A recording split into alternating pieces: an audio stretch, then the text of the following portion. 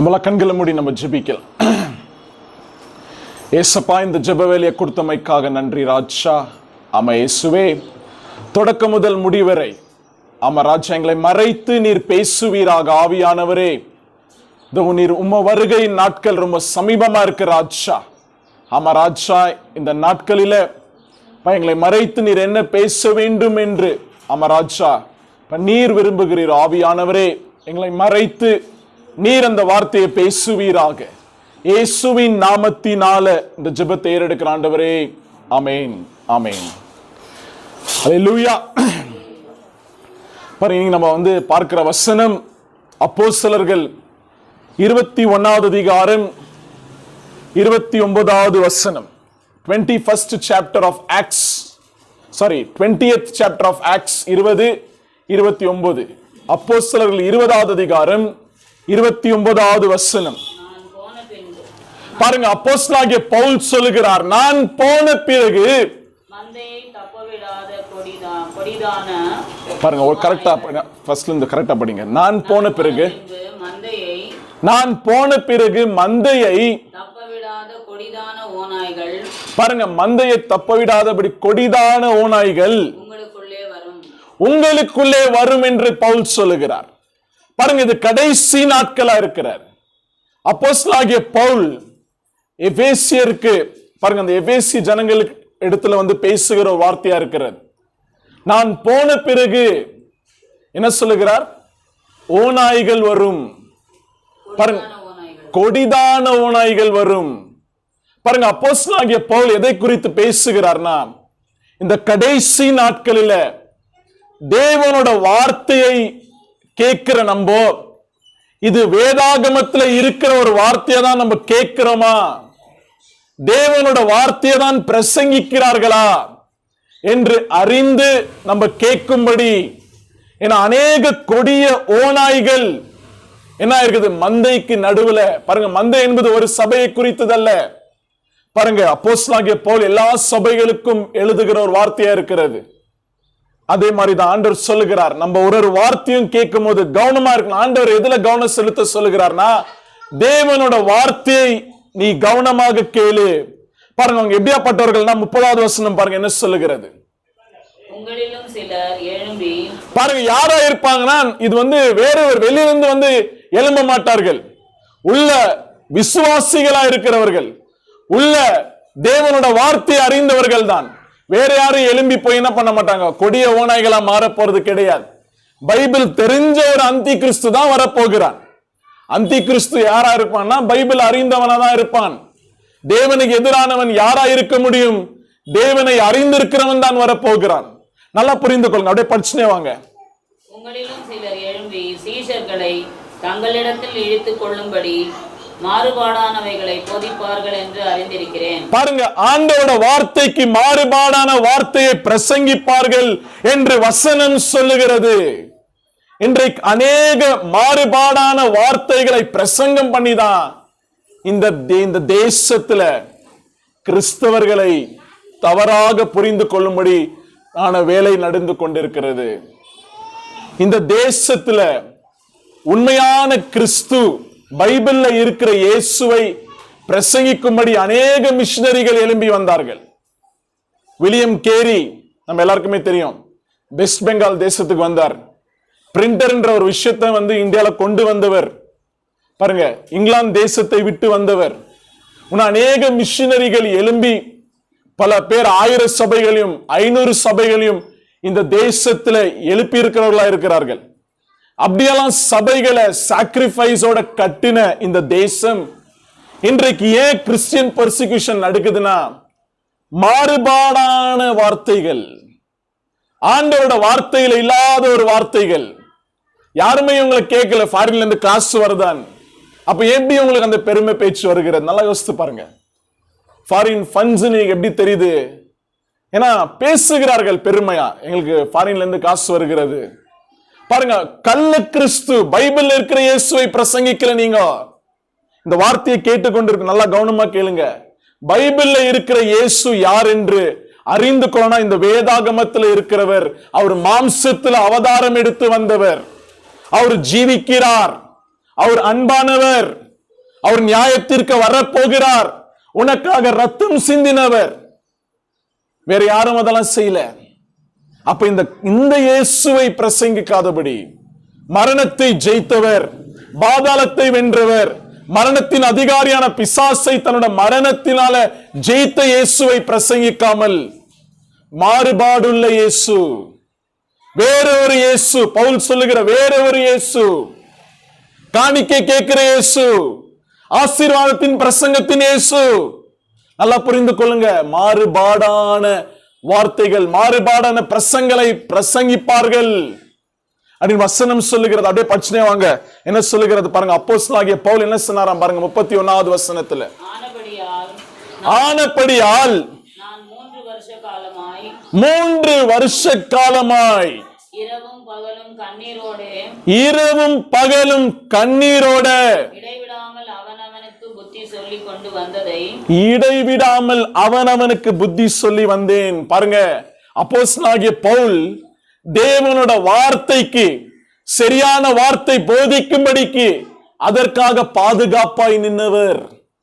இன்னைக்கு நம்ம என்ன பண்ண, தேவனோட பிள்ளைகள், நீங்க வைராக்கியமாய் எழும்ப வேண்டும். தேவனோட வார்த்தைய பிரசங்கிக்கிற எந்த பிரசங்கமும் கேட்கலாம்.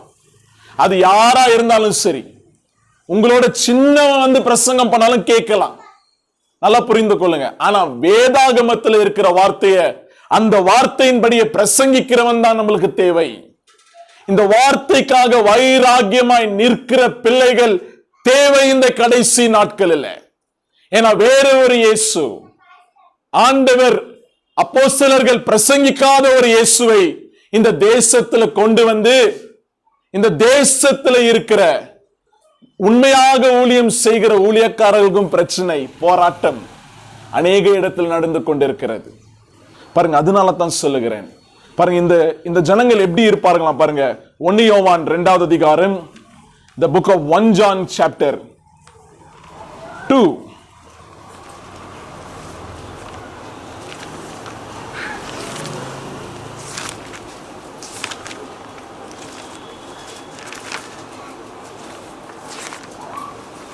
John chapter 2 verse 18. பாருங்க, யோவான் என்ன சொல்லுகிறார் பாருங்க.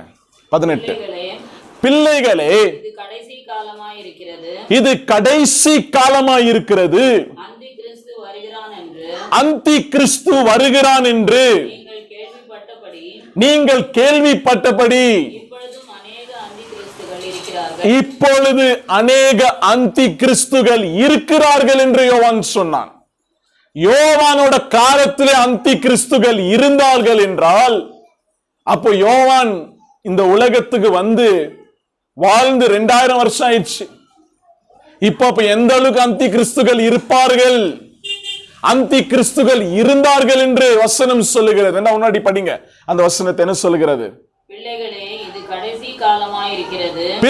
இது கடைசி காலமாய் இருக்கிறது. அந்தி கிறிஸ்து வருகிறான் என்று நீங்கள் கேள்விப்பட்டபடி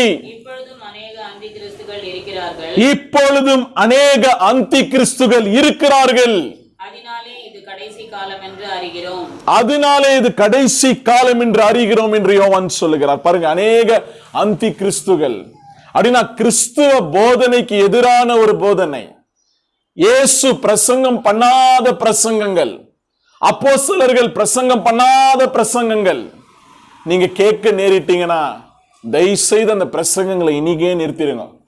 அது எவ்வளவு பெரிய ஊழியக்காரா இருந்தாலும் நான் உங்களை கேட்டுக்கிறேன், தயவு செய்து இனிமே அந்த வார்த்தைகளை கேட்கவே கேட்காதீங்க. ஏன்னா தேவனோட வார்த்தை சொல்லுகிறது, அந்தி கிறிஸ்து கடைசி அநேக அந்தி கிறிஸ்துகள் இருந்தார்கள் என்று சொல்லுகிறது. பாருங்க 19வது வசனம் பாருங்க, என்ன சொல்லுகிறார்? அவர்கள் நம்மை விட்டு பிரிந்து போனார்கள், ஆகிலும் அவர்கள் நம்முடையவர்களாய் இருக்கவில்லை. நம்முடையவர்களாய் இருந்தார்கள் என்றால் நம்முடனே நிலைத்திருப்பார்களே. எல்லாரும் நம்முடையவர்கள் அல்ல என்று வெளியாகும்படிக்கே பிரிந்து போனார்கள். சில விஷயங்கள் உங்களோட வாழ்க்கையை விட்டு பிரிஞ்சு போதுனா, சில கான்டாக்டுங்க உங்களை விட்டு தூரம் போதுனா, திரும்பி போய் அதை கூட்டின்னு வந்துடாதீங்க உங்க வாழ்க்கையில.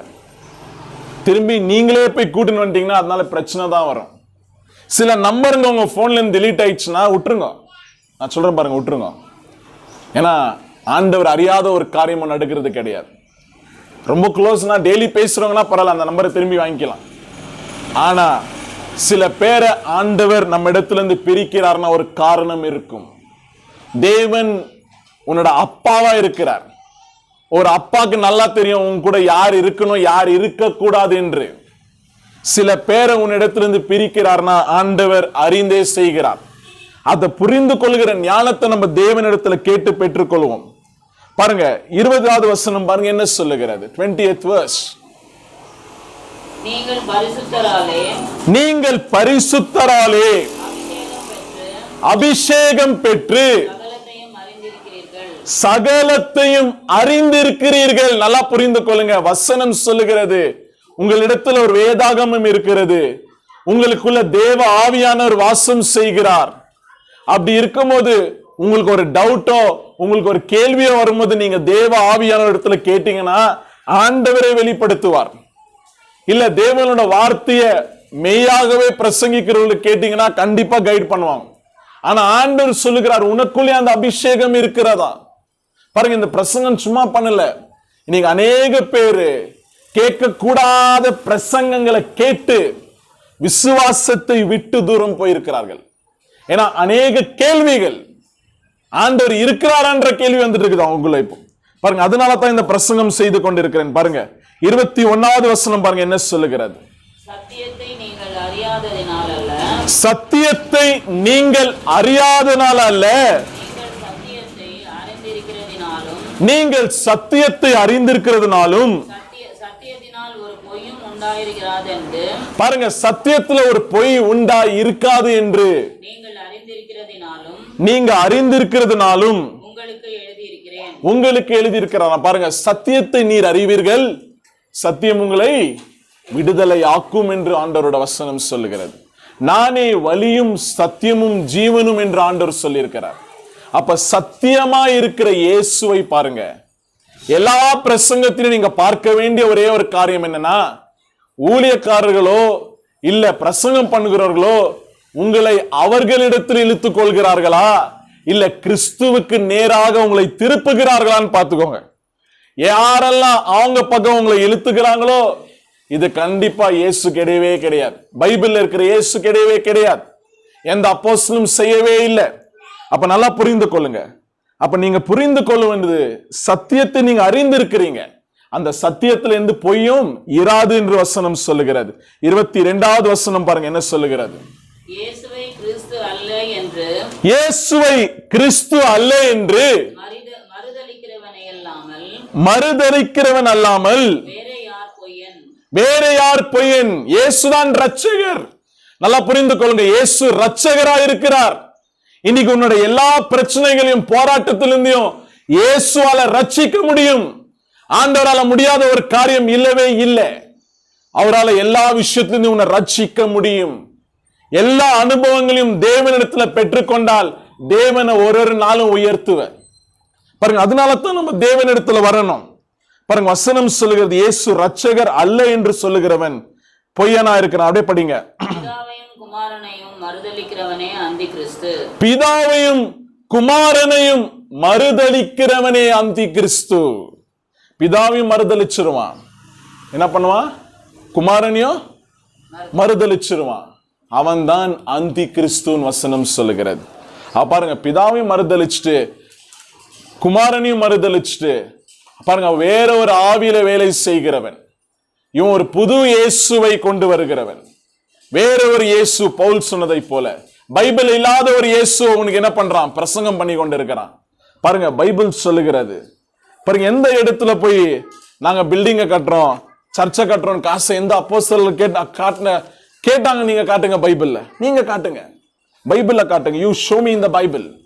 எங்குமே இல்லை. தங்களோட தேவைகளை தேவனிடத்துல மட்டுமே தெரிவித்த அப்போஸ்தலர்கள். நல்லா புரிந்து கொள்ளுங்க. அப்போஸ்தலனாகிய பவுல் எங்கெங்க போனாரோ அந்த இடத்துல வந்து சொல்லுவாரு, ஏன்னா பரிசுத்தவான்களுக்கு கொடுக்கும்படிக்கு நீங்க எடுத்து வைங்கன்னு சொல்லுவார். போய் எங்கேயும் போய் அவங்களுக்கு தேவை இருக்குது, அவங்க இந்த பில்டிங்கை கட்டுறாங்க, சர்ச்சை கட்டுறாங்க, நாங்க இந்த எக்யூப்மெண்ட்ஸ் எல்லாம் வாங்குறோம், எங்களுக்கு காசு கொடுங்கன்னு யாரும் எந்த அப்போஸ்தலனும் எந்த இடத்துலையும் நீங்க பிரசங்கம் பண்ணி பார்த்தே இருக்க மாட்டீங்க பைபிள்ல. இப்ப நல்லா புரிந்து கொள்ளுங்க. இப்ப பாருங்க 2 யோவான் 1வது அதிகாரம் 7வது வசனத்தை பாருங்க என்ன சொல்லுகிறது. 7th verse. சகோதரரே, நான் உங்களுக்கு புதிய கற்பனையை அல்ல, நான் உங்களுக்கு ஒரு புது கற்பனை அல்ல, ஆதி முதல் நீங்கள் பெற்றிருக்கிற, பாருங்க 2 யோவான் 1வது அதிகாரம் 7வது வசனம். மாம்சத்தில் வந்த இயேசு கிறிஸ்துவை அறிக்கை பண்ணாத அநேக வஞ்சகர் உலகத்திலே தோன்றியிருக்கிறார்கள். இப்படிப்பட்டவன் எவனோ வஞ்சகனும் அந்தி கிறிஸ்துவமா இருக்கிறான். அல்லேலூயா. பாருங்க, ஆண்டவர் சொல்லுகிறார், இயேசு மாம்சத்துல வந்தார் என்றே அவங்க என்ன பண்ணலையா, அறிக்கையிடுறது கிடையாதான். நல்லா புரிந்து கொள்ளுங்க. இயேசு நம்மை போல மாம்ச அவதாரம் எடுத்து பாவத்தை ஜெயிக்க முடியும், மாம்சத்துல இருந்தாலும் பாவத்தை ஜெயிக்க முடியும் என்று இந்த உலகத்துல காண்பித்து வாழ்ந்தவர். நல்லா புரிந்து கொள்ளுங்க, நல்லா அக்செப்ட் பண்ணிக்கோங்க. இந்த ட்ரூத்தை உங்க மைண்ட்ல விதைச்சுக்கோங்க. வேண்டாம், இந்த இயேசு பிரசங்கம் பண்ணாம வேறொரு இயேசுவை பிரசங்கிக்கிறவன் வஞ்சிக்கிறவன். பாருங்க, என்ன விஷயம், அதுல என்ன கான்பிடன்ஸ் நம்மளுக்கு கொடுக்குது? What is encouraging in Jesus coming in flush? இயேசு மாம்சத்துல வந்தார், நீ எதை என்கரேஜ் பண்ணா, நீ இயேசு எப்படி பாவத்தை ஜெயித்தாரோ நம்மளும் பாவத்தை ஜெயிக்க முடியும் என்ற ஒரு என்கரேஜ்மெண்ட் ஆண்டவர் கொடுத்தார். இயேசுவின் நாமத்துல பாவத்தை ஜெயிக்க முடியும் என்று நம்ம இந்த உலகத்துல நம்ம வாழலாம். பாருங்க, அதுதான் வசனம் சொல்லுகிறது. அப்ப இதுக்கு முக்கியமான ஒரு விஷயம் என்னன்னா, நம்ம தேவனோட வார்த்தைய நம்ம நல்லா புரிந்திருக்கிறவர்களா இருக்கணும். பாருங்க, ஆண்டவரோட வார்த்தை அறியாமல் அந்தி கிறிஸ்து யாரு, கள்ளபோதகன் யாரு என்று நம்ம அறிந்து கொள்ளவே முடியாது. பாருங்க, வசனம் சொல்லுகிறது.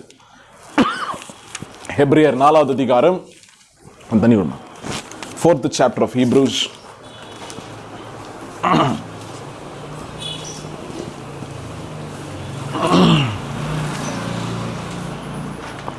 Hebrews 4th chapter 12th verse. பாருங்க, தேவனோட வார்த்தை எப்படியாக இருக்கிறதுன்னு நம்ம பார்க்கலாம். தேவனோட வார்த்தையானது ஜீவனும் வல்லமையும் உள்ளதாயும், நல்லா அங்கே நிக்கவங்க, என்ன சொல்லுகிறது? ஜீவனும் வல்லமையும் உள்ள ஒரு வார்த்தையா இருக்கிறது. பாருங்க, இன்னைக்கு அநேக பேர் புக் எழுதுறாங்க, இன்னைக்கு அநேக எழுத்தாளர்கள் இருக்கிறார்கள். அந்த புஸ்தகம் எல்லாம் என்ன இல்லை, ஜீவன் இல்லை, வல்லமை இல்லை, எழுதுறவர்களும் உயிரோட இல்லை. இல்லை, இன்னைக்கு ஒரு நாள் மரிச்சு போயிடுவாங்க. ஆனா இந்த பைபிளை எழுதினவர் யாருன்னா பரிசுத்த ஆவியானவர், ஹோலி ஸ்பிரிட் தான். 40 எழுத்தாளர்கள் மேல வெவ்வேறு இடங்கள்ல வெவ்வேறு காலங்கள்ல எழுதி இன்னைக்கு நம்மளுக்கு கொடுத்திருக்கிறார். இந்த வார்த்தை பாருங்க எப்படி இருக்கிறதா, ஜீவன் உள்ள வார்த்தையா இருக்கிறதா, ஜீவனை கொடுக்கிற ஒரு வார்த்தை, அது பவர்ஃபுல்லா இருக்குதா, வல்லமையுள்ள ஒரு வார்த்தை, சாதாரண வார்த்தை அல்ல. அப்ப இந்த பைபிள்ல நம்ம டைம் ஸ்பெண்ட் பண்ணாம இன்னைக்கு அநேக பேர் நம்ம வெறும் சர்மன்ஸ் ஒண்டி கேட்டிருந்தோம்னா கண்டிப்பா நம்ம ஏமாத்தப்படுவோம். நீ பைபிள்ல equal amount of time spend பண்ணிட்டு நீ சர்மன்ஸை கேட்டினா, அது என்னோட சர்மனா இருந்தாலும் சரி, பாருங்க ஓப்பனா சொல்றேன், யாரோட சர்மனும் பரவாயில்ல, நீங்க தேவனோட வார்த்தைக்கு கொடுக்க வேண்டிய நேரத்தை கொடுத்து அதுக்கப்புறம் நீங்க யாரோட வார்த்தையை கேட்டாலும் உங்களுக்கு ஒரு தெளிவு இருக்கும். ஏன்னா தேவ ஆவியானவர் இந்த வார்த்தை மூலியமா பேசுகிறவரா இருக்கிறார். உன்னோட ஜெபமும் வல்லமையுள்ள ஜெபமா இருக்கும். வேதத்தை படிக்காத யாரும், வேதத்தை தியானிக்காத யாரோட ஜெபமும் வல்லமையுள்ள ஜெபமா இருக்காது. அப்ப இரவும் பகலும் ஆண்டோட வார்த்தையை தியானிக்கிறவன் பாக்கியவான் என்று வசனம் சொல்லுகிறது. இந்த வசனம் எப்படியாப்பட்டது? ஜீவனுள்ளதா இருக்கிறது, சாதாரண வார்த்தை இல்ல, வல்லமையுள்ள வார்த்தையா இருக்கிறது. பாருங்க, எங்க பாக்குறோம் நம்ம திரும்பி இதே இடத்துக்கு வரப்போகிறோம். யோவான் 11வது அதிகாரம், John chapter 11. பாருங்க, the book of John chapter 11 41வது வசனத்துல இருந்து படிங்க. 41. அப்பொழுது மரித்தவன் 11th chapter verse 41 படிங்க. அப்பொழுது மரித்தவன் வைக்கப்பட்ட இடத்திலிருந்த கல்லை எடுத்து போட்டார்கள். பாருங்க, இயேசு சாமி இப்போ வந்து ஒரு இடத்துல இருக்கிறார். பாருங்க, பைபிள்ன்றது ஒரு கடல். இன்னைக்கு அதிலிருந்து ஒரே ஒரு துளியை தான் நம்ம பார்க்க போகிறோம். ஆண்டவரோட வார்த்தை வல்லமை உள்ளதுன்றதுக்கு அநேக வார்த்தைகள் இருக்கிறது. அது ஜீவனுள்ள வார்த்தை என்று சொல்வதற்கு அநேக உதாரணங்கள் இருக்கிறது. ஆனா இன்னைக்கு நம்ம பார்க்க போறது ஒரே ஒரு துளி. எந்த துளினா, ஆண்டவர் ஒரு செத்தவனோட கல்லறை தோட்டத்தில் இருக்கிறார். அவன் செத்து 4 நாள் ஆச்சு. அந்த கல்லறை தோட்டத்தில் இருக்கிற அந்த கல்லை எடுக்கிறாங்க. அங்க நிக்கிறவங்களுக்கு வாசனை தாங்க முடியல. ஆண்டவராகிய இயேசு பாருங்க அந்த இடத்துக்கு வந்திருக்கிறார். இப்ப பாருங்க 41வது வசனம் சொல்லுகிறது, செத்தவன் அந்த இடத்துல இருந்தான். 42 பாருங்க ஆண்டவர் என்ன பண்ணுகிறார். 41 ஃபுல்லா படிங்க. இயேசு தம்முடைய கண்களை ஏறெடுத்து, பிதாவே, நீர் எனக்கு செவி கொடுத்தபடியினால் உம்மை ஸ்தோத்தரிக்கிறேன்.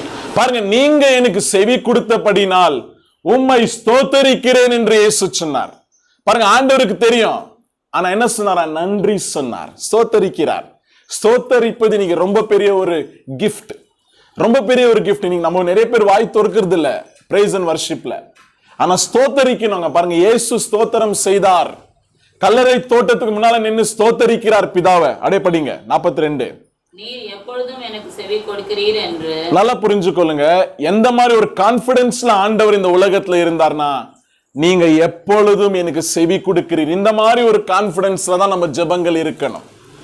ஆண்டவர் எப்பவுமே நம்மளோட ஜெபத்திற்கு செவி கொடுக்கிறவராய் இருக்கிறார்.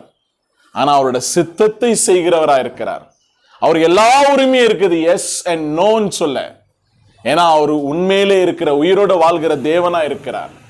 நம்ம எஸ் மட்டும் எதிர்பார்த்து ஜெபத்துல இருங்கன்னா, நீங்க அநேக பேர் நம்ம டிசப்பாயின்மெண்ட்ல தான் நம்ம ஸ்பிரிச்சுவல் லைஃப் இருக்கும். சில விஷயங்களுக்கு பதில் இருக்காது. ஆண்டவர் பதில் கொடுப்பார். அவர் பேசுகிற தேவன், பேசும் தேவன். அப்ப நம்ம வெயிட் பண்ணணும். பாருங்க என்ன சொல்லுகிறது, நீ எப்பொழுதும் எனக்கு செவி கொடுக்கிறீர். அப்படியே படிச்சுனே வாங்க. என்று நான் அறிந்திருக்கிறேன். நான் அறிந்திருக்கிறேன். ஆனாலும் நீர் என்னை அனுப்பினதை சூழ்ந்து நிற்கும் ஜனங்கள் விசுவாசிக்கும்படியாக அவர்கள் நிமித்தம் இதை சொல்லுவேன் என்று சொன்னேன் என்றார். அவர்கள் நிமித்தமா இதை நான் சொன்னேன் என்று சொல்கிறார். பாருங்க, ஆண்டவர் நினைச்சிருந்தா அந்த இடத்துல பிரேயர் பண்ணாமல் இருந்திருக்கலாம். மகிமையை அவரே வாங்கி நிற்கலாம். ஆனா அதை பண்ணல. பாருங்க, நல்லா புரிந்து கொள்ளுங்க. இந்த பிரசங்கம் தான் பாருங்க, இந்த வார்த்தையை தான் ஆண்டவர் உங்களை கவனிக்க சொல்றார். அவர் என்ன பண்ணுகிறார், ஜனங்களை அவர் மாம்சத்துல இருந்திருந்தால தேவனுக்கு நேராக திருப்புகிறார். அந்த இடத்துல ஒரு ஜெபத்தை செய்கிறார். பாருங்க, யாராவது செய்வாங்களா? நாங்க தான் பண்ணணும்னு சொல்லுவாங்களே தவிர தேவன் செய்தார். அவரோட கிருபை தான் ரொம்ப கம்மி தான். பாருங்க, இந்த இடத்துல வந்து வசனம் சொல்லுகிறது, ஆண்டவர் ஜெபித்தார். அங்க இருக்கிற ஜனங்கள் எல்லாம் அறிந்து கொள்ளும்படி. பாருங்க, கவனத்தை வந்து அவர் மேல இருந்து பிதாக்கு நேராக திருப்புகிறார். பாருங்க 43வது வசனம் என்ன செய்தார் பாருங்க. இவைகளை சொன்ன பின்பு லாசருவே, வெளியே வா என்று உரத்த சத்தமாய் கூப்பிட்டார். 4 நாளாச்சு செத்த பணம் உள்ள படுத்து இருக்கிறது கல்லறை தோட்டத்துல. ஆண்டவர் லாசருவே நீ எழுந்து வா என்று உரக்க குரலோட கூப்பிடுகிறார்.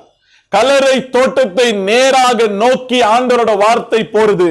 பாருங்க, அது எவ்வளவு பவர்ஃபுல்லா, எவ்வளவு ஜீவனுள்ள வார்த்தை எப்படி இருக்குது பாருங்க. 44வது வசனம். அப்பொழுது மரித்தவன் வெளியே வந்தான்.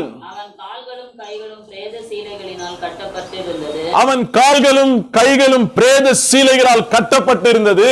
அவன் முகமும் சீலையால் சுற்றப்பட்டிருந்தது. அவனோட முகமும் சீலையினால சுத்தப்பட்டிருந்தது. இயேசு அவர்களை நோக்கி இவனை கட்டவிழ்த்து விடுங்கள் என்றார். இயேசு அவர்களை நோக்கி இவனை கட்டவிழ்த்து விடுங்கள் என்று சொன்னார். இன்னைக்கு இயேசு சாமியை தவிர வேற யாரும் கட்டை அவிழ்க்க முடியாது. அல்லேலூயா. தேவனால மட்டும்தான் கட்டவிழ்க்க முடியும். இன்னைக்கு உங்களை கட்டி போட்டிருக்கிற விஷயங்கள் வந்து ஆண்டவரால மட்டும்தான் கட்டவிழ்க்க முடியும். அது எந்த மாதிரி கட்டா இருந்தாலும் தேவனால மட்டும்தான் கட்டவிழ்த்து விட முடியும். பாருங்க, மரணத்தினால கட்டப்பட்டவன் இவன். மரணம் இவனை கட்டி போட்டு வைத்திருந்தது கல்லறையில. ஆனா தேவனோட வார்த்தையுள்ள வல்லமை உள்ளதுன்னா, லாசருவே நீ எழுந்துவான்னு சொன்ன அந்த வார்த்தை ஜீவனுள்ள வார்த்தையா இருந்து மரித்த ஒரு பணத்தை உயிரோட எழுப்பி கொண்டு வருகிறது வெளியே. அவ்வளவு பவர்ஃபுல்லான ஒரு வார்த்தையா இருக்கிறது இந்த பைபிள்ல இருக்கிற வார்த்தை. அப்ப இந்த வார்த்தையை நம்ம விசுவாசிக்காதபடி நம்ம ஏன் வேற விஷயங்களை நம்ம யோசிக்கணும்? நல்லா யோசித்து பாருங்க. இன்னைக்கு இந்த வார்த்தைக்கு அவ்வளவு வல்லமை இருக்கிறது. சாதாரண வார்த்தை அல்ல இது. மரித்தவனை 4 நாளா செத்து போன பணத்தை எழுப்பி வெளியே கொண்டு வருதுன்னா அப்ப எவ்வளவு பெரிய ஒரு வார்த்தையா இருக்கணும், எந்த மாதிரி ஒரு வார்த்தையா இருக்கணும். இந்த வார்த்தை தான் நமக்குள்ள வாசமா இருக்கணும்னு நினைக்குது. இந்த வார்த்தையா இருக்கிறவர் தான் உனக்குள்ள எனக்குள்ள இருக்கணும்னு நினைக்கிறார். அப்ப நல்லா யோசித்து பாருங்க. இன்னைக்கு இந்த வார்த்தைக்கு நம்ம கொடுக்கிற நேரம் என்ன? ஜெபிச்சிடலாம், ஆனா வார்த்தையோட நம்ம உட்காருக்கிறோமா? நீங்க வார்த்தை தரலாம், நீ ஏமாந்து போயிடுவ. கடைசி நாட்கள்ல அநேக அந்தி கிறிஸ்துகளும் அநேக வஞ்சிக்கிறவர்களும் கொடிய ஓநாய்களும் யார் என்று நீங்களே அறியாமல் வருகிறார்கள். பாருங்க, அந்த மாதிரி நேரத்துல தேவனோட வார்த்தையில நீ தியானிக்காதபடி இருந்தால் இவன் தேவனோட ஊழியக்காரனா இல்ல அந்தி கிறிஸ்து அனுப்பின ஒரு ஊழியக்காரன் எப்படி தெரிந்து கொள்ள முடியும்? வந்து உட்கார்ந்து இருப்பது தேவனோட ஆவியா இல்ல அந்தி கிறிஸ்துவின் ஆவியான் எப்படி அறிந்து கொள்ள முடியும்? வார்த்தைக்கு பாருங்க எவ்வளவு பவர் இருக்குது பாருங்க. இந்த வார்த்தை என்ன சொல்லுகிறது? ஏன் பாருங்க, பைபிள் எந்த வார்த்தையை உண்மையாக்கினார்னா தேவன் ஏசாயா 55வது அதிகாரம் எல்லாமே ஆண்டவர் ஃபுல்ஃபில் பண்ணதான் வந்தார். எந்த வார்த்தையும் சும்மாலாம் சொல்லவே இல்லை. பாருங்க, ஏசாயா 55:10-11 பாருங்க என்ன சொல்லுகிறது. தேவனோட வார்த்தையை குறித்து என்ன சொல்லுகிறது பாருங்க. The book of Isaiah chapter 55 verse 10 and 11. மாரியும் உறைந்த மழையும் வானத்திலிருந்து இறங்கி அவ்விடத்துக்கு திரும்பாமல் பூமியை நனைத்து அதில் முளை கிளம்பி விளையும்படி செய்து விதைக்கிறவனுக்கு விதையும் புசிக்கிறவனுக்கு ஆகாரத்தை எப்படி கொடுக்கிறதோ பாருங்க. நல்லா புரிந்து கொள்ளுங்க. நம்ம எல்லாருமே இப்ப பெங்களூர்ல என்ன பண்ணிக்கிறோம்? மழை சீசன்ல அப்படியே மழை டெய்லி வந்து மழை வந்துங்குது. இப்ப நம்ம கவனிக்க வேண்டிய விஷயம் என்னன்னா, அந்த மழையை கொஞ்சம் யோசித்து பாருங்க. நம்ம எவ்வளவு மழை தண்ணி வந்து நம்ம வீட்டுக்கிட்டையும் வெளியில நம்ம வந்து தேங்குறத நம்ம பாக்குறோம் இல்லையா? ஆனா ஒரு நாள் ஆகுது, 2 நாள் ஆகுது, என்ன ஆகுது? அது காஞ்சி போகுது இல்லையா? அந்த மழை எதற்காக வந்துச்சோ அதோட வேலையை அது செய்து என்ன பண்ணுது? அது இந்த உலகத்தை விட்டு போகுது. அதே மாதிரி தான் அந்த மலைக்கு ஒப்பான ஒரு காரியம் தான். பாருங்க, வயல்வெளியில வேலை செஞ்சிருக்கவங்க வந்து அவங்களுக்கு தெரியும். பாருங்க, விதைக்கிறவங்களுக்கு என்ன வேணும்? மழை வேணும். அப்ப அந்த மழை வந்துச்சுன்னா தான் அந்த விளைச்சல் வளர முடியும். பாருங்க, அது அவங்களுக்கு ஒரு மழை என்பது ஒரு ஆசீர்வாதமா இருக்கிற ஒரு காரியம். பாருங்க, அப்ப அந்த மாதிரி ஒரு மலையை எதற்கு ஒப்பிடுகிறார்னா 11வது வசனம் பாருங்க என்ன சொல்லுகிறது. 11th verse. அப்படியே என் வாயிலிருந்து புறப்படும் வசனமும் இருக்கும். அது ஒரு காலம் தேவனிடத்துல வெறுமையா திரும்பாது. உன்னிடத்துல கொடுத்த வார்த்தை உன்னிடத்துல வேலை செய்யும். அதனை விசுவாசிக்கணும் ஆண்டவர் சொல்லுகிறார். உன்னை பாதி தூரத்துல கூட்டணும் என்று அப்படியே விட்டு போயிட மாட்டாரு. உனக்கு ஆண்டவர் வாக்கு கொடுத்தா வாக்கு மாறாதவரா? அந்த வார்த்தை உன்னோட வாழ்க்கையில வந்துச்சுன்னா அதை செய்து முடிக்கிறவரா இருக்கிறார். அது ஒரு மனுஷனாலையும் அதை உன்னிடத்திலிருந்து எடுக்க முடியாது. நல்லா புரிந்து கொள்ளுங்க. அந்த வார்த்தை பாருங்க, அதோட வேலையை செய்யாம என்னிடத்துல திரும்பாது ஆண்டவர் சொல்லுகிறார். அப்படியே படிச்சுனே வாங்க. அது ஆண்டவர் எதற்காக விரும்புகிறார் அதை செய்து நான் அதை அனுப்பின காரியம் ஆகும்படி அது வாய்க்கும் என்று ஆண்டவர் சொல்லுகிறார். அப்ப தேவனோட வார்த்தை உன்னோட வாழ்க்கையில என்ன செய்யணுமோ அது செய்யாமல் தேவனிடத்துல திரும்பாது. அப்ப நீங்க என்ன சொல்லலாம்? ஆண்டவர்கிட்ட, ஆண்டவரே என்ன நீங்க ஒன்னும் முடியல, என் கதை ஒன்னும் முடியல ஆண்டவரே, ஏன்னா உங்க வார்த்தை இன்னமும் என்ன என்கிட்ட வேலை செஞ்சுன்னுக்குது. ஒரு நாளும் என்னை சரி பண்ணினுக்குது ஆண்டவரே. ஒரு நாளும் என்னை தயார்படுத்துகிறது ஆண்டவரே. ஒரு நாளும் நீங்க என்ன எனக்காக சூஸ் பண்ணி வச்சிருக்கிறீங்களோ, ஒரு நாளும் எனக்காக நீங்க பரலோகத்துல என்ன முடிவு செய்து வைத்திருக்கிறீங்களோ அந்த வார்த்தை என்ன ஒரு நாளும் அது என்ன செதுக்கி கொண்டிருக்குது ஆண்டவரே. அப்ப பாருங்க, தேவனிடத்துல நம்ம சூழ்நிலைகளை பார்த்து பேச வேண்டிய ஒரு காரியம் இதுதான்.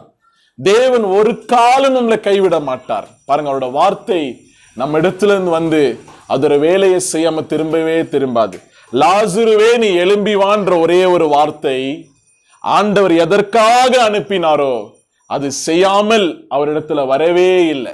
செத்த பணத்தை உயிரோட எழுப்பும்படி ஆண்டவர் அனுப்பின வார்த்தை, கட்டுகளை உடைக்கும்படி கட்டுகளை நீக்கும்படி வந்த ஒரு வார்த்தை, அதோட வேலையை செய்துதான் தேவனிடத்துல வந்தது. அப்ப நல்லா புரிந்து கொள்ளுங்க, சாதாரண வார்த்தை இல்லைங்க பைபிள்ல இருக்கிற வார்த்தையெல்லாம். என்னோட வார்த்தை அக்கினி அல்லவான் ஆண்டவர் சொல்லுகிறார். பாருங்க அந்த வார்த்தையை குறித்து வேற எங்க எழுதி இருக்கு பாருங்க. 2 தீமோத்தேயு 3வது அதிகாரம் 16வது வசனம் பாருங்க என்ன சொல்லுகிறது. 16th verse. அப்படியே இங்கிலீஷ்லயும் படிங்க சைமல்டேனியஸ்ல. 2 Timothy chapter 3 verse 16 பாருங்க என்ன சொல்லுகிறது.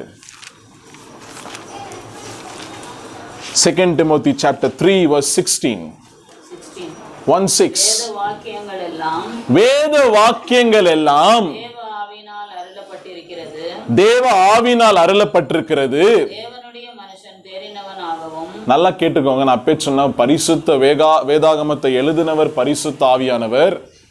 பாருங்க என்ன சொல்லுகிறது. தேவ ஆவியினால ஏவப்பட்டு எழுதின வார்த்தைகள். அப்படியே படிங்க. தேவனோட மனுஷன் தேறினவனாகவும்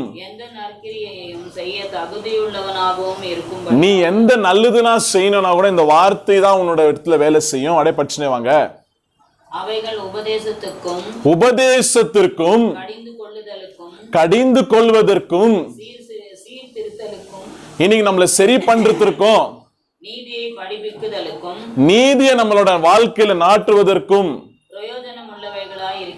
பிரயோஜனம் உள்ளதா இருக்கிறது. நல்லா புரிந்து கொள்ளுங்க. தேவனோட வார்த்தை தேவ ஆவினால ஏவப்பட்டு எழுதப்பட்ட ஒரு வார்த்தைகள். தீர்க்கதரிசிகள் தேவனோட ஆவினால ஏவப்பட்டு பேசின வார்த்தைகள். அப்ப நல்லா புரிந்து கொள்ளுங்க. நீங்க கேட்கிற தீர்க்க தரிசனங்கள் ஒரு தீர்க்கதரிசி கிட்ட உன்னை வர வைக்க கூடாது. பக்தி விருத்தியா உன்னை மாத்தணும். உன்ட ஜப வாழ்க்கை அதிகரிக்குதான் பாரு. பாவத்திலிருந்து ஜெயிக்கிறியான்னு பாரு. உன்னோட பாவம் உணர்த்தப்படுகிறதான் பாரு. நீ இன்னமும் பைபிள் ஓபன் பண்ணி படிக்கிறியான்னு பாரு. பாருங்க இதெல்லாம் சைனுங்க. தேவ ஆவியானவர் வெளிப்படுத்தின ஒரு விஷயமான ஒரு சைன்கள். இதெல்லாம் எனக்கு இந்த ஊழியத்தை சொல்லிக் கொடுத்த ஊழியக்காரர்கள் சொன்ன காரியம். நான் சொல்லுவேன் எங்க பாஸ்டர் கிட்ட, பாஸ்டர் எவ்வளவு பெரிய ஊழியக்கார் பாருங்க, எவ்வளவு அற்புதங்கள் செய்திருக்கிறார், அவர் வார்த்தையை கேட்டுக்கிறீங்களா நீங்க அப்படின்னு சொல்லுவேன் நான் போயிட்டு. அப்ப எங்க ஊழியக்கார் சொல்லுவாரு, பாவத்தை ஜெயிக்கும்படி அந்த வார்த்தையின் உபயோகமா இருக்குதா பான்வர். பாவத்தை ஜெயிக்காத எந்த வார்த்தையும் சும்மா ஒரு இதுதான் பாடினார். அப்ப அந்த பாவத்திலிருந்து உன்னை ஜெயிக்க வைக்கிற ஒரு வார்த்தையானது இந்த வார்த்தை. உன்னோட ஆவிக்குரிய வாழ்க்கையை அனலாக மாற்றுகிற வார்த்தை இது. உன்னை தேவனிடத்துல இன்னமும் கிட்ட நெருங்கி உன்னை வர வைக்கிற ஒரு வார்த்தை இது. எந்த மாதிரி சூழ்நிலையிலும் யார் என்னை கைவிட்டாலும் என் இயேசு என்னை கைவிட மாட்டார் என்ற ஒரு நம்பிக்கையை கொடுக்கிற ஒரு வார்த்தையா இருக்கிறது இது. இது சாதாரண வார்த்தை அல்ல, தேவ ஆவியினால ஏவப்பட்டு எழுதின ஒரு வார்த்தை. அப்ப நல்லா புரிந்து கொள்ளுங்க. நீ கேட்கிற வார்த்தை உன்னை இன்னைக்கு தொடுகிறதா, உன்னோட இருதயத்தை அக்கினி எரிகிறதா, தேவனுக்காக நீ நிற்க வேண்டும், தேவனோட வார்த்தைக்காக நீ வைராகியமா இருக்க வேண்டும் என்று உனக்கு உணர்த்தப்படுகிறதான் பாருங்க. அந்த வார்த்தை யார் இடத்திலிருந்து வருகிறதுனா தேவனோட ஆவியானவர் இடத்திலிருந்து வருகிற வார்த்தை. அப்ப நல்லா புரிந்து கொள்ளுங்க. பாருங்க அந்த வசனம் என்ன சொல்லுகிறது பாருங்க. உணர் வசனத்தை பார்க்கலாம் பாருங்க. அதே ரோமர் 15வது அதிகாரம், ரோமர் the book of Romans chapter 15.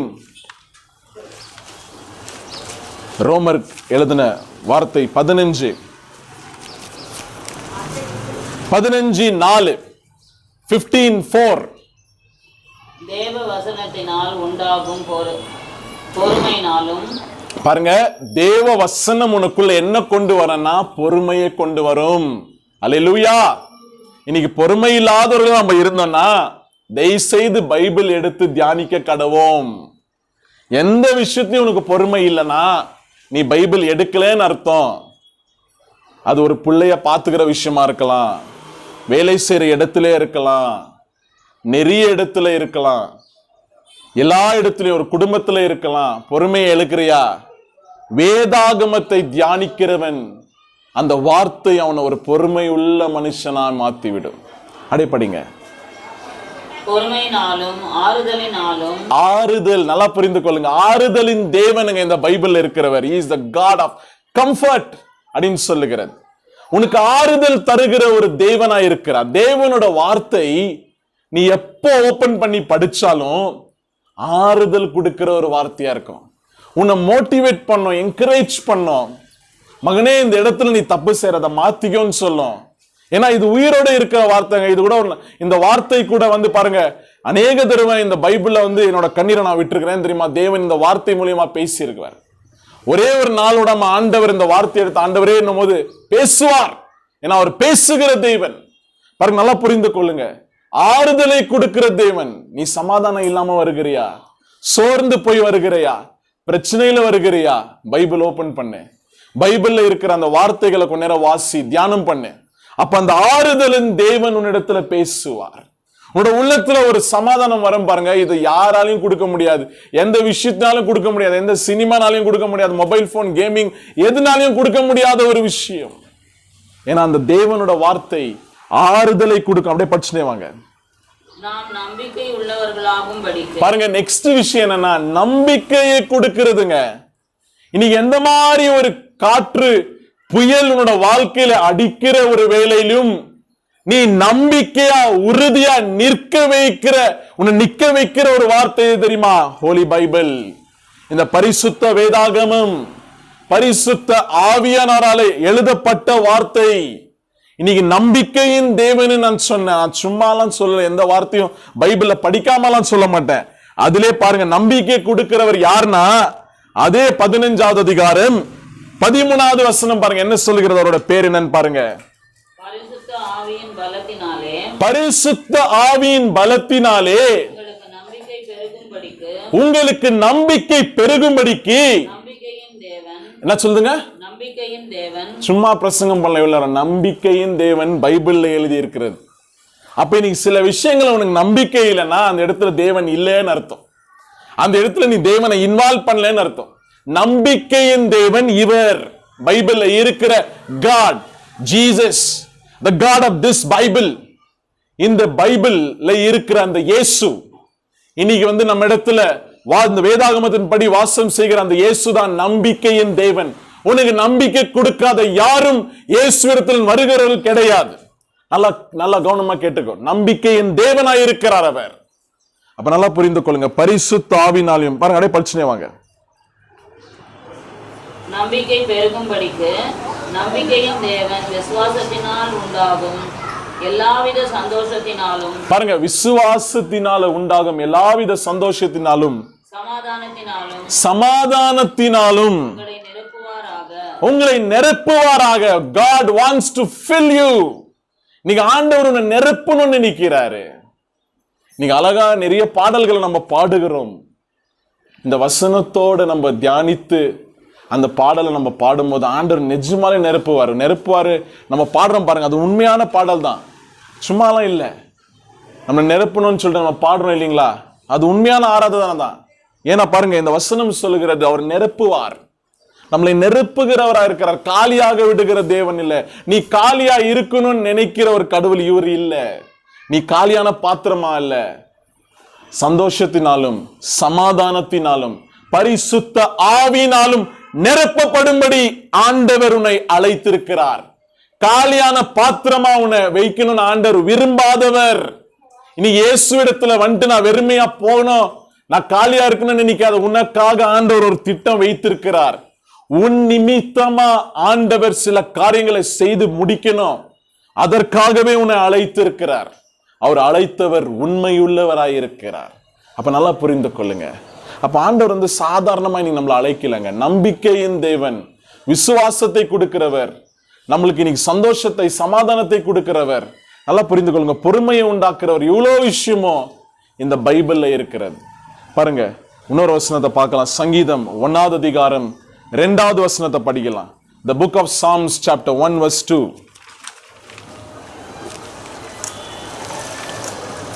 The book of Psalms. கர்த்தருடைய வேதத்தில் பிரியமாயிருந்து இரவும் பகலும் அவருடைய வேதத்துல தியானமாய் இருக்கிற மனுஷன் பாக்கியவான். அல்லேலூயா. ஆண்டவரோட ஒரு வார்த்தையை எடுத்து நீ இரவும் பகலும், ஏன்னா அந்த காலத்துலலாம் பைபிள் இல்லை, ஆலயத்துக்கு போய் ஒரு வார்த்தையை வாங்கி அவன் இரவும் பகலும் அதை தியானிக்கணும்.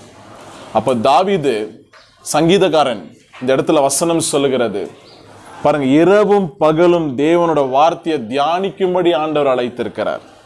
இன்னைக்கு நீங்க பைபிள் எடுத்து படிக்கும் போது உங்ககிட்ட ஆண்டவர் சில விஷயங்களை பேசுவார். அந்த வசனத்தை அந்த நாளெல்லாம் தியானம் பண்ணு. ஆண்டவரே, இந்த வார்த்தையின்படி என்னோட வாழ்க்கையில நடக்கணும். ஆண்டவரே, இந்த வார்த்தையின் இடத்துல பேசினீங்களேன்னு சொல்லி ஆண்டவர்கிட்ட நம்ம ஜெபிக்கிறவர்களா இருக்கணும். அவன் யாரா இருக்குவான்? ஆண்டவரோட வார்த்தையை தியானிக்கிறவன் யார் தெரியுமா? 3வது வசனம் பாருங்க, எப்படியா பட்டனா இருக்குவான் வசனம் சொல்லுகிறது. அவன் நீர்க்கால்களின் ஓரமாய் நடப்பட்டு, அவன் நீர்க்கால்களின் ஓரத்தில் நடப்பட்ட, தன் காலத்தில் தன் கனியை தந்து. உனக்குன்னு ஒரு காலம் உண்டு, நீ கனி கொடுத்தே கொடுப்ப. இன்னைக்கு நீ வெறுமையா இருக்கலாம்.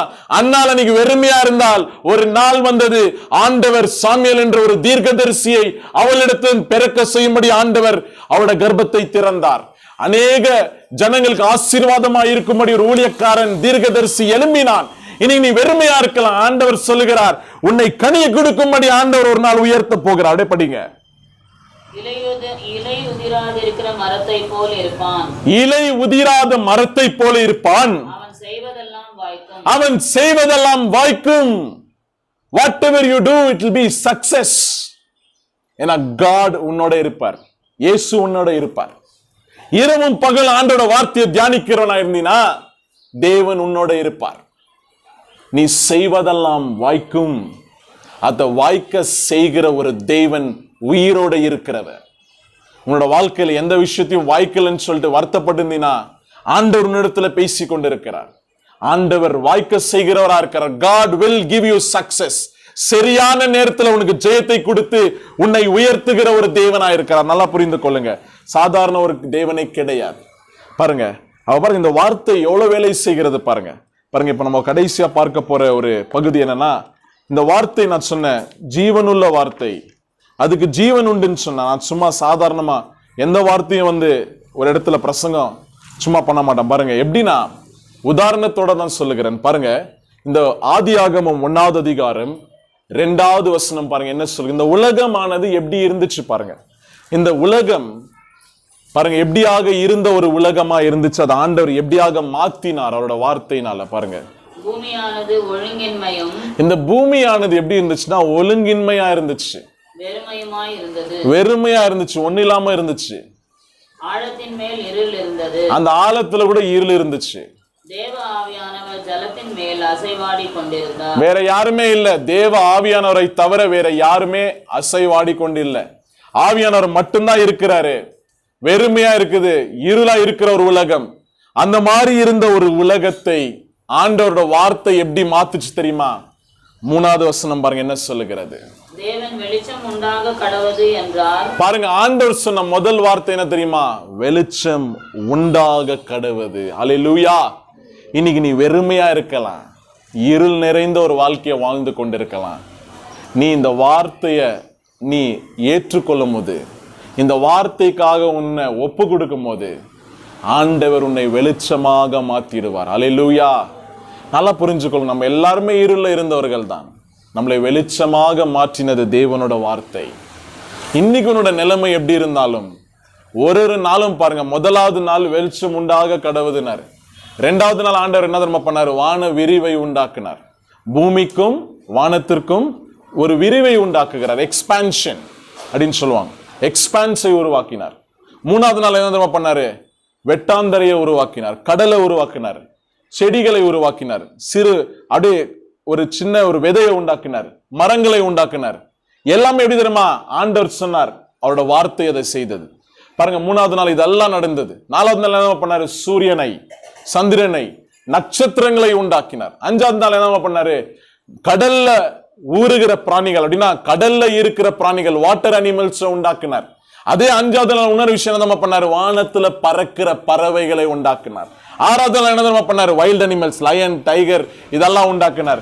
டொமஸ்டிக் அனிமல்ஸ், கவு, லயன், அதெல்லாம் கவு இதெல்லாம் பண்ணார். அது கூட என்ன பண்ணாரு? ஊரும் பிராணிகள், இந்த பாம்பு, தேளு, இந்த மாதிரி ஊரும் பிராணிகள்லாம், கிரீப்பிங் அனிமல்ஸ் சொல்லுவாங்க, அதெல்லாம் உருவாக்கினார்.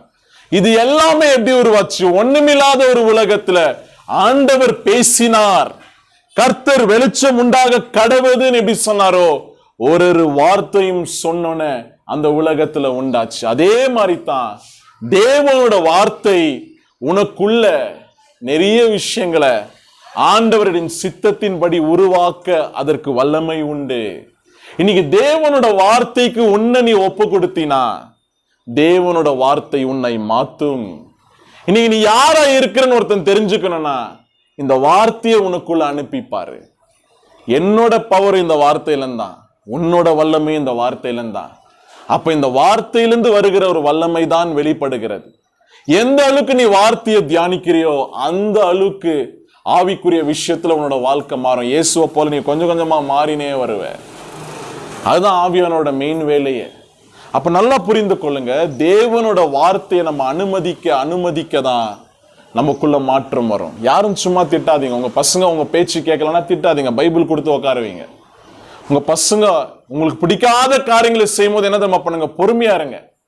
இன்னைக்கு தேவன் நம்ம இடத்துல பொறுமையா இருந்தாரு, தேவன் அவங்க இடத்துல பொறுமையா இருக்கிறாரு. நம்ம என்ன பண்ணோம், பொறுமையா இருக்கணும். அவங்க இடத்துல பைபிளை உட்காந்து படின்னு சொல்லுங்க. அதுதான் அவங்களுக்கு கொடுக்குற, நீங்க கொடுக்குற பனிஷ்மெண்டா இருக்கட்டும். அவங்களுக்கு பிடிக்காது இல்ல, கொடுத்துருங்க பைபிளை கையில, கொஞ்ச நேரம் உட்காந்து தியானி, இதை எனக்கு நீ சொல்லணும் அப்படின்னு சொல்லிட்டு கொடுத்துருங்க. அந்த வார்த்தை உள்ள போவ போவ போவ அவனுக்குள்ள ஒரு சேஞ்ச், அந்த ஆவிக்குரிய வாழ்க்கையில ஒரு சேஞ்ச், ஜனங்கள் இடத்துல எப்படி நடந்துக்கணும்னு ஒரு சேஞ்ச். ஏன்னா இந்த வார்த்தை அதோட வேலையை செய்யாம திரும்பவே திரும்பாது. அவ பாருங்க, ஆண்டவர் முதலாவது மனுஷனுக்கு சொன்ன வார்த்தை என்ன தெரியுமா? அதே ஆதியாகமம் 1வது அதிகாரம் 27வது வசனம் பாருங்க, 27th verse பாருங்க என்ன சொல்லுகிறார். 27:28 பாருங்க என்ன சொல்லுகிறார். தேவன் தம்முடைய சாயலாக மனுஷனை சிருஷ்டித்தார். தேவன் அவரோட சாயலின்படி என்ன பண்ணாரா, மனுஷனை சிருஷ்டிக்கிறவரா இருந்தார். அவரோட சாயலை கொடுத்து நம்மளை சிருஷ்டித்தார். ஆண்டவர் அவரோட முகத்தை நம்மளுக்கு கொடுத்தார், நம்மளை சிருஷ்டித்தார். அவனை தேவ சாயலாகவே சிருஷ்டித்தார். அவனை தேவ சாயலாகவே சிருஷ்டித்தார். அவரோட சாயல்ல அவன் என்ன பண்றாரு, உருவாக்குகிறவரா இருக்கிறார். அடைப்படிங்க. ஆணும் பெண்ணுமாக அவர்களை சிருஷ்டித்தார். ஆணும் பெண்ணுமாக அவரை சிருஷ்டித்தார். பின்பு தேவன் அவர்களை நோக்கி நீங்கள் பலுகி பெருகி பூமியை நிரப்பி அதை கீழ்ப்படுத்தி சமுத்திரத்தின் மச்சங்களையும் ஆகாயத்து பறவைகளையும் பூமியில் நடமாடுகிற சகல ஜீவ ஜந்துகளையும் ஆண்டு கொள்ளுங்கள் என்று சொல்லி தேவன் அவர்களை ஆசீர்வதித்தார். ஆசீர்வாதத்தை பெற்று இந்த உலகத்திலே பிரவேசித்தவர்கள். தேவன் நம்மளை என்ன பண்ணல, வார்த்தையை கொண்டு உருவாக்கல, மண்ணினால உருவாக்கினார். தன் ஜீவ சுவாசத்தை நம்மளோட நாசிக்குள்ள ஊதினார். ஆனா வார்த்தையை வச்சுனா, நம்ம வார்த்தை எதுக்காக நம்ம யூஸ் பண்ண, நம்ம வாழ்க்கையில நம்மளை ஆசீர்வதிக்கும்படி யூஸ் பண்ணாரு. அப்ப உன்னோட வாழ்க்கையில நீ ஆசீர்வாதம் வேணுமா, ஆவிக்குரிய விஷயத்துல உனக்கு ஆசீர்வாதம் வேணுமா, உன்னோட வாழ்க்கையில நீ சாபத்தோட இருக்கிற நீ நினைக்கிறியா? வசனம் சொல்லுகிறது, தேவன் மனுஷனை ஆசீர்வதிக்கவே அவர் சிருஷ்டித்திருக்கிறார். பாருங்க, ஆசீர்வாதம் தான் ஃபர்ஸ்ட் பண்ணாரு. பிளெஸ்ஸிங் தான் கொடுத்தார். அந்த பிளெஸ்ஸிங்கை கொடுத்துட்டு அதுக்கப்புறம் பாருங்க வசனம் என்ன சொல்லுகிறார். நெக்ஸ்ட் 2nd chapterல 16-17 பாருங்க என்ன சொல்லுகிறார். 16-17 தேவனாகிய கர்த்தர் மனுஷனை நோக்கி நீ தோட்டத்தில் உள்ள சகல விருட்சத்தின் கனியையும் புசிக்கவே புசிக்கலாம். நீ தோட்டத்தில் இருக்கிற சகல விருட்சத்தையும் நீ புசிக்கவே புசிக்கலாம். ஆனாலும் நன்மை தீமை அறியத்தக்க விருட்சத்தின் கனியை புசிக்க வேண்டாம். அந்த நன்மை தீமை அறியத்தக்க விருட்சத்தை நீ புசிக்க கூடாதுன்னு ஆண்டவர் சொல்கிறார். அப்படியே படிங்க. அதை நீ புசிக்கும் நாளில் சாகவே சாவாய் என்று கட்டளையிட்டார். அதை நீ புசிக்கிற நாட்களில் நீ சாகவே சாவாய் என்று வசனம் சொல்லுகிறது. வசனம் உண்மையாகும். ஆண்டவர் ஒரு வார்த்தை சொன்னார்னா உண்மையாகும். ஏன்னா அந்த வார்த்தையோட வல்லமையை பிசாசு ஒரு இடத்துல பார்த்துனே இருக்கிறான். ஆண்டவர் வார்த்தையை அனுப்புகிறார், உலகம் சிருஷ்டிக்கப்படுகிறது. வார்த்தையை அனுப்புகிறார், சிருஷ்டிக்கப்படுகிறது. அந்த வார்த்தையை வச்சு ஆசீர்வதிக்கிறார், அத்தையும் பார்த்துனே இருக்கிறான். நெக்ஸ்ட் ஆண்டவர் சொல்லுகிறார், இந்த கனியை புசிக்காத. அப்ப பார்த்துட்டான். அப்ப ஆண்டவர் ஒரு வார்த்தை சொன்னா அது நடக்குது. அப்ப இங்க சொல்லுகிறார், நீ சாகவே சாவாய். அப்ப இந்த மனுஷனை நம்ம என்ன பண்ணலாம், ஏமாத்தி சாவச்சிடலாம். என்ன நினைக்கிறான், இந்த மனுஷனை ஏமாத்தி சாவச்சிடலாம். இல்ல சும்மா என்னத்துக்கு ஆதாம் கிட்ட வரப்போறான். ஆண்டவர் சொல்லிட்டாரு, இந்த கனியை புசிச்சா நீ அவுட், நீ சாகவே சாவாய். அவரோட வார்த்தைக்கு தான் அவ்வளவு பவர் இருக்குது.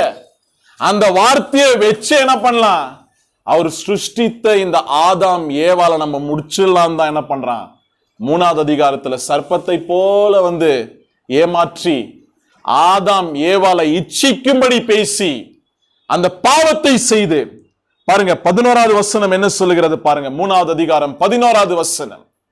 அப்பொழுது அவர், நீ நிர்வாணி என்று உனக்கு அறிவித்தவன் யார்? நீ நிர்வாணி என்று உனக்கு அறிவித்தவன் யார்? புசிக்க வேண்டாம் என்று நான் உனக்கு விலக்கின விருட்சத்தின் கனியை புசித்தாயோ என்றார். புசிக்க வேணாம் என்று நான் உனக்கு விலக்கின கனியை நீ புசித்தாயான் ஆண்டவர் கேட்கிறார். அதற்கு ஆதாம் என்னுடனே இருக்கும்படி தேவரீர் தந்த ஸ்திரீயானவள், நீ கொடுத்த அந்த ஸ்திரீயானவள் அவ்விருட்சத்தின் கனியை எனக்கு கொடுத்தாள், அவ்விருட்சத்தின் கனியை எனக்கு கொடுத்தால் நான் புசித்தேன் என்றான். நான் புசித்தேன் என்று அவனே ஒத்துக்கொண்டான். ஆனா ஆண்டவர் சொன்ன வாக்கு தத்துவம் வார்த்தை மாறாதுப்பா. அவர் வார்த்தை மாறாதவர்.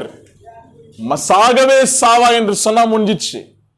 அப்ப ஆதாம் குல சாவை தேவனோட வார்த்தையானது நியாய தீர்ப்புல கொண்டு வந்துச்சு. அப்ப அந்த பாவத்தின் சம்பளம் மரணம் என்று அந்த இடத்துல வந்து என்னாச்சு, அந்த வார்த்தை உண்மையாகும்படியாச்சு. ஆவிக்குரிய மரணம் வந்துருச்சு. எப்படி இப்ப பாருங்க, உடலுக்குரிய மரணம் பாருங்க எங்க வருது, 19வது வசனம் பாருங்க என்ன சொல்லுகிறார். 19, நீ பூமியிலிருந்து எடுக்கப்பட்டபடியால், நீ பூமியிலிருந்து எடுக்கப்பட்டதனால் நீ பூமிக்கு திரும்ப மட்டும், நீ பூமிக்கு திரும்ப மட்டும் உன் முகத்தின் வேர்வையோட ஆகாரத்தை புசிப்பாய், நீ மண்ணாயிருக்கிறாய், மண்ணுக்கு திரும்பவா என்று ஆண்டவர் சொன்னார். பாருங்க, பிசாசு சந்தோஷமா இருந்திருக்குவா. இப்போ அவனுக்கு தெரியாது இயேசுன்னு ஒருத்தர் வரப்போகிறாருன்னு, தெரியவே தெரியாது. இயேசு சாமியே ராஜாதி ராஜா தேவாதி தேவன், பரலோகத்தையும் பூலோகத்தையும் சகலவற்றையும் உண்டாக்கின தேவனே மனுஷ அவதாரம் எடுத்து வருவாருன்னு தெரியவே தெரியாது. ஜாலியா இருந்திருக்குவான். ஆண்டவர் உருவாக்கின ஆதாம் ஏவாளை நம்ம என்ன பண்றோம், அழிச்சுமே. இவர்தான் வாக்கு மாறாதவராச்சு, இவரோட வார்த்தைக்கு தான் பவர் இருக்குது. நம்ம தான் பார்த்துனே இருந்துமே. ஒன்னில்லாத உலகத்தை, வெறுமையான உலகத்தை எல்லாத்தையும் உண்டாக்கிட்டாரு. அப்ப சாகவே சாவாயினா ஆதாம் ஏவாளும் மரிச்சு போயிடுவாங்க. அவங்களுக்குள்ள அந்த மரணம் பாவம் இருக்கிறத, ஆவிக்குரிய மரணமும் அவங்களுக்குள்ளேயே இருக்கும் அப்படின்னு பிசாசு ரொம்ப சந்தோஷமா இருந்திருக்கும் என்னை பொறுத்த வரைக்கும். ஆனா பாருங்க, தேவன் அவர் சாதாரணமானவர் அல்ல, அவர் வல்லமையுள்ள தேவனா இருக்கிறார். இனி உனக்காகவும் எனக்காகவும் தேவன் செய்த காரியம் என்ன தெரியுமா, சாகவே சாவாயின்னு சொன்னவர் அவர் தான். ஆவிக்குரிய மரணமும் வந்துச்சு, மாம்சத்துல மரணம், மண்ணில இருந்து வந்த நீ மண்ணிக்கே போயிடுவேன்னு சொன்னார், அதுவும் வந்துச்சு. இதை தடுக்கவே முடியாது. அவ பாருங்க, ஏசாயா 59வது வசனம், 59வது அதிகாரம் 2வது வசனம் பாருங்க என்ன சொல்லுகிறது. The book of Isaiah chapter 59 verse 2. பிசாசு நெஞ்சா அவன் நெஞ்சுங்களை கொன்னுனா, அவன் நெஞ்சுங்களை பாவம் செய்ய வச்சான், நெஞ்சுங்களை கொன்னுட்டான். எவ்வளவு பேர முடியுமோ அந்த ஜலப்பிரளயத்தை கொண்டு வச்சுட்டான், குவிச்சுட்டான். அவ்வளவு பெரிய ஆண்டவர் விட்டு தூரமாக்கி ஒண்ணுமில்லாதவங்களா விட்டுட்டான். டச் பண்ண முடியல. அதே மாதிரி ஆண்டவர் என்ன பண்ணார், அவருக்காக தெரிந்து கொண்ட சங்கதி அப்படியே வலுத்துனே வந்தார். ஆபிரகாம், ஈசாக்கு, யாக்கோபு, அப்படியே மோசே எல்லாம் அப்படியே வந்துனே இருந்தாங்க. தாவீது அப்படியே வந்துனே இருந்தாங்க. ஆண்டவர் அவருக்காக ஒருத்தனை செலக்ட் பண்ணி அவனை பாதுகாத்து கொண்டு கொண்டே இருந்தார். ஒரு பக்கம் பிசாசு விசுவாசம் உள்ள பிள்ளைகள் எல்லாம் சாவச்சுனே வந்தான். ஆவிக்குரிய மரணமும் கொண்டு வருகிறான், ஜீவனும் எடுக்கிறான். அவன் நெஞ்சப்ப அவனோட உயிரை எடுத்துன்னு போயினே இருந்தான். பாருங்க, ஏன்னா ஏசாயா 59வது அதிகாரம் 2வது வசனம் பாருங்க என்ன சொல்லுகிறது. 59:2. உங்கள் அக்கிரமங்களே உங்களுக்கும், உங்கள் அக்கிரமங்களே உங்களுக்கும், உங்கள் தேவனுக்கும் நடுவாக பிரிவினை உண்டாக்குகிறது. உங்கள் பாவங்களே அவர் உங்களுக்கு செவிக்கூடாதபடிக்கு அவருடைய முகத்தை உங்களுக்கு மறைக்கிறது. அவரோட முகத்தையே மறைச்சிருதான் பாவம். ஜெபத்தை கேட்க முடியாம போயிடுறாராம். ஏன்னா அவ்வளோ தூரம் தேவனை விட்டு அவ்வளோ தூரம் நம்ம போயிடுறோம் பாவம் செய்கிறப்போ. ஒரே ஒரு இடத்துல உனக்காக நீ கோவப்பட்டினா ஆண்டவருட்டே தூரம் போயிட. உனக்காக தேவனோட வார்த்தைக்காக வைராகியம் அணிக்கிறோம் நான் சொல்ல, வார்த்தைக்காகவும் சபைக்காகவும் அதற்காக கோவப்படுகிறோம். ஆண்டவர் எதுவும் பண்ணல. ஆண்டவர் என்ன பண்ணாரு, ஆலயத்தை வந்து சவுக்கால் அடித்தார். ஆலயத்துல வந்து எல்லாத்தையும் வித்துன்னு இருக்கிறவங்கள உன் நிமித்தமா உனக்கு எதிராக பேசுன காரியங்களை நீ கோவப்படுகிறாய் பாரு, அந்த கோவம் அப்படியே அது ஒரு பாவமா மாறி அப்படியே தூரமாக்கிடும். பாருங்க, அதெல்லாம் நம்ம கத்துக்கிற விஷயம்னா அநேக தடவை அந்த தவறை நானும் செய்திருக்கிறேன். தவறை செய்திருக்கிறதுனால தான் உணர்த்தப்படுகிறேன். பாவம் செய்யாம என்னால பாவம் என்னன்னு உணர்த்து கொள்ள முடியாது. எனக்காகவே நான் கோவப்பட்டிருக்கிறேன். அப்ப ஆண்டவர் சொன்ன உனக்காக இல்ல, என்னோட வார்த்தைக்காக. அப்ப பாருங்க, யோவான் 1வது அதிகாரம் 29வது வசனம் பாருங்க என்ன சொல்ற. பாவத்தினால பிரிஞ்ச நம்மள பாருங்க என்ன ஆச்சு பாருங்க. 1:29 ஜான் சாப்டர் 1 verse 29. யார் வந்து பாருங்க 1:29. மறுநாளிலே யோவான் இயேசுவை தன்னிடத்தில் வரக்கண்டு இதோ உலகத்தின் பாவத்தை சுமந்து தீர்க்கிற தேவ ஆட்டுக்குட்டி, இதோ உலகத்தின் பாவத்தை சுமந்து தீர்க்கிற தேவ ஆட்டுக்குட்டியானவர் இவர். அல்லேலூயா. உலகத்தோட பாவத்தை சுமக்கும்படி ஒரு மனுஷனுக்கும் தகுதியில்லாத போயிருந்தது. ஏன்னா எல்லாருமே பாவம் செய்து தூரமானவர்கள் தேவனை விட்டு. ரோமர் 3:23. All men have sinned against God and fallen short of the glory of God. எல்லாருமே தேவனை விட்டு பிரிந்தவர்கள் பாவம் செய்து. ஆனா இந்த உலகத்தோட பாவத்தை எல்லாம் சுமந்து கொண்டு போகும்படி ஒரு தேவ ஆட்டுக்குட்டியானவரா இயேசு இந்த உலகத்துல பிரவேசித்தார். ஒரு மாட்டு தொழுவத்துல வந்து பிறந்தார். மாம்ச அவதாரம் எடுத்து பிறந்தார். பாருங்க, யோவான் 8வது அதிகாரம் 46வது வசனம் பாருங்க என்ன சொல்லுகிறது. எப்படியாப்பட்டவரா வாழ்ந்தாராம் பாருங்க. 8th chapter 46th verse பாருங்க என்ன சொல்லுகிறது. எதிராளிகளை பார்த்து கேட்கிறார் பாருங்க. என்ன வார்த்தை சொன்னார் பாருங்க. 8:46. என்னிடத்தில் பாவம் உண்டென்று உங்களில் யார் என்னை குற்றப்படுத்தக்கூடும் என்று ஆண்டவர் சொன்னார். பாருங்க, என்னில பாவம் இருக்குதுன்னு உங்களை யாராலப்பா என்ன குற்றப்படுத்த முடியும் சொல்லுங்க அப்படின்னார். பாருங்க, பாவமே செய்யாத சுத்த கண்ணனா இயேசு வாழ்ந்ததால தான் சிலுவையில நம்மளுக்காக ஜீவன் கொடுக்கும்படி அவர் ஆண்டவர் செலக்ட் பண்ணார்.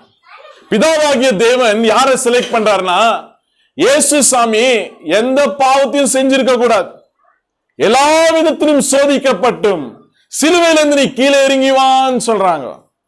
நீ மேசியாவா, பிசாசு பிடித்தவன், பிசாசின் தலைவன், சமாரியன் என்று அநேக வார்த்தைகளை பேசியும் ஆண்டவருக்கு பாருங்க கோபத்துல பாவம் செய்யவே இல்லை. காரி துப்புறாங்க, துணியே இல்லாம நிக்க வைக்கிறாங்க. சோல்ஜருங்க முன்னாடி முள்முடி போட்டு நிக்க வைக்கிறாங்க. தேவகுமாரன் நம்மளுக்காக நின்னார். ஏன் தெரியுமா?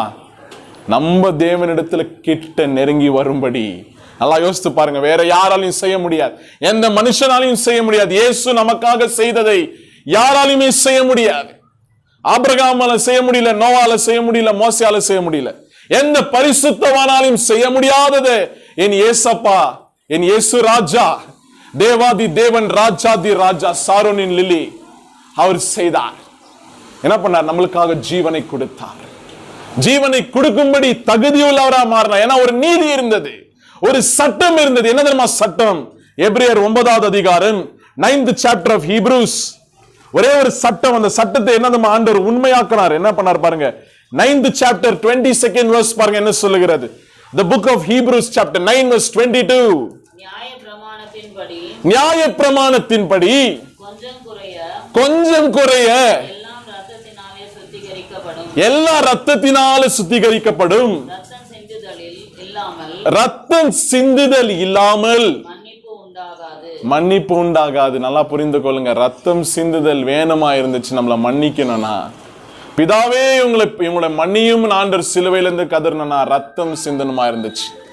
சாதாரண விஷயம் இல்லைங்க. ரத்தம் சிந்தாமல் பாவ மன்னிப்பு இல்லை. There is no forgiveness without the shedding of the blood. தேவனோட ரத்தம் சிந்தப்படாமல் பாவ மன்னிப்பு இல்லைன்னு வசனம் சொல்லுகிறது.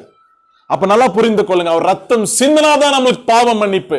ஆவிக்குரிய மரணத்திலிருந்து நம்ம ஜெயிக்க முடியும், இல்லைன்னா அதுல இருந்து வெளியே வரவே முடியாது. அந்த ரத்தம் சிந்துதல் என்ன பண்ணுச்சுன்னா, எபேசியர் 2வது அதிகாரம் 13வது வசனம் எவ்வளவு பவர்ஃபுல்லா இருந்துச்சுன்னா, ஆண்டவரோட பிளட் எந்த பாவம் ஆண்டவர் விட்டு தூரம் கூட்டின்னு போச்சோ அந்த பாவத்தை ஆண்டவர் என்ன பண்ணாரா, எபேசியர் 2வது அதிகாரம் 13வது வசனம் பாருங்க என்ன சொல்லுகிறது. 2:13. முன்னே தூரமாயிருந்த நீங்கள் முன்னே தூரமாயிருந்த நீங்கள் இப்பொழுது கிறிஸ்து இயேசுவுக்குள் இப்பொழுது கிறிஸ்து இயேசுவுக்குள் கிறிஸ்துவின் இரத்தத்தினாலே சமீபமானீர்கள். கிறிஸ்துவின் ரத்தத்தினால சமீபமானீர்கள். உன்னையும் என்னையும் பிரிந்து போன நம்மளை பாவத்தினால தூரமாக்கின பழைய ஆதாம் இந்த புது ஆதாம் என்ன பண்ணாரு? இந்த லாஸ்ட் ஆடம் என்ன பண்ணாரு? ரத்தத்தை சிந்தி வா மகனே அழைத்து கொண்டார். தேவன் நம்மளை சாதாரணமாக அணைக்கல, ரத்தத்தோடு அணைத்து கொண்ட ஒரே ஒருத்தர். நீங்க வந்து ஃப்ரீ ஆக்சின்னு சொல்றாங்க. எங்க ஃப்ரெண்ட் அப்படிதான் ஒரு பொண்ணு கை கொடுக்க போனா, எப்படி இருக்குதுன்னா ஜென்ரேஷனா கையெல்லாம் இல்லை ப்ரோ, நீ கட்டி தான் பிடிக்கணும்னு கட்டி பிடிச்சிட்டான். இன்னும் சொல்றேன், இதுதான் உலகம். எங்க ஃப்ரெண்டால நம்பவே முடியல. ஆனா இயேசு எப்படி அணைச்சா? அந்த அணைக்கிறதெல்லாம் இல்லை, ஆண்டவர் ரத்தத்தோட அணைத்தவர். என்னிடத்துல வா மகனே என்று கை கூப்பி உன்னை ரத்தத்தினால அணைத்து கொண்டவர் அவர். ரத்தத்தினால கிட்ட இழுத்து கொண்டவர் இயேசு. ரத்தத்தை சிந்தி நம்மளை விலை கொடுத்து வாங்கிட்டாரு. பாருங்க, இவ்வளவு விலையான ஒரு இயேசு. ஏன் ஒரு மேல அந்த பாசம் நம்மளுக்கு போகக்கூடாதுன்னா இதனால தான், வேற யாரும் இது செய்ய முடியல. ஏன் நம்ம பாவத்தை விட்டு வெளியே வரணும்? ஏன்னா இந்த ரத்தம் சிந்தினவருக்காக. நான் பாவ மன்னிப்பு ரத்தம் சிந்துதல் இல்லாம கிடைக்கவே கிடைக்காது. ரத்தத்தை சிந்தி லூக்கா 23வது அதிகாரம் என்ன பண்ணாராம் பாருங்க. The book of Luke chapter 23. யாரும் செய்யாத ஒரு காரியத்தை பிசாசு கொஞ்சம் கூட நினைச்சு பார்க்கல. தேவாதி தேவன், ராஜாதி ராஜா இயேசுவே இறங்கி வருவாரா? இந்த ஜனங்க மேல அவ்வளவு அன்பு வச்சிருக்கிறாரா? நம்ம மேல அவ்வளவு அன்பு ஆண்டவருக்கு. அந்த அன்பு இல்லைன்னா இறங்கி வந்திருக்க மாட்டார். பாருங்க, இந்த உலகத்தை எவ்வளவாக அன்பு செய்தார் சும்மாலாம் சொல்லுங்க. லூக்கா 23:46 பாருங்க என்ன சொன்னார், என்ன வசனம் சொல்லுகிறது பாருங்க.